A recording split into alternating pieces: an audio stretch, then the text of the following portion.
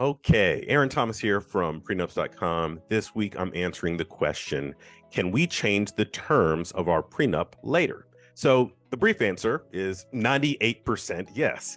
After you are married, you can modify the terms of your agreement in what is called a postnuptial agreement. A postnuptial agreement, also called a postnup, is essentially the same thing as a prenuptial agreement, except it's signed after the date of your marriage. Everything you can cover in a prenup, like alimony, ownership of assets, responsibility for debts, you can cover those same things in a postnup. And the same things that you can't cover in a prenup, like child custody and child support, you can't cover in a postnup either.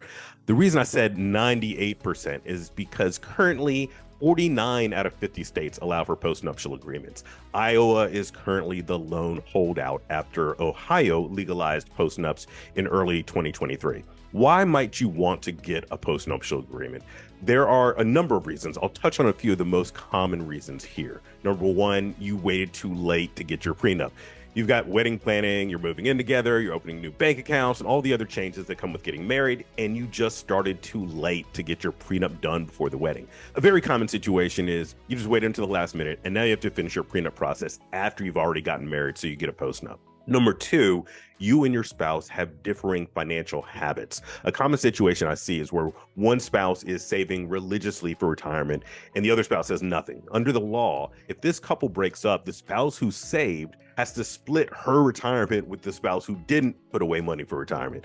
It's one thing if that's what the couple has agreed to, where one spouse makes far more money and the couple agrees that he or she is saving for the retirement of both spouses. But most people wouldn't find it fair if you're begging your spouse to save for retirement and they simply won't because of an Amazon habit or something. And meanwhile, every penny you sock away is liable to be split in half. So many couples get postnups to draw the line which spouse owns what. Often couples want to keep the retirement accounts in their own names. That's a good reason to get a postnup.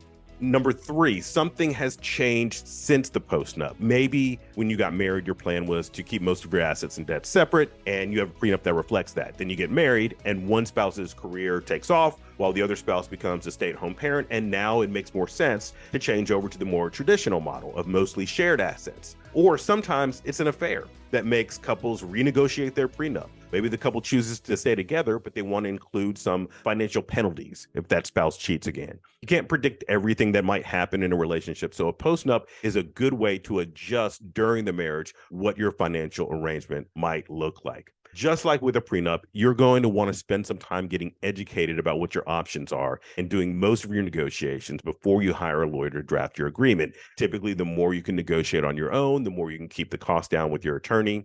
If you want to learn more about what your options are in a prenup or a postnup, check out our website at prenups.com, where we've got a great library of resources for you to learn from.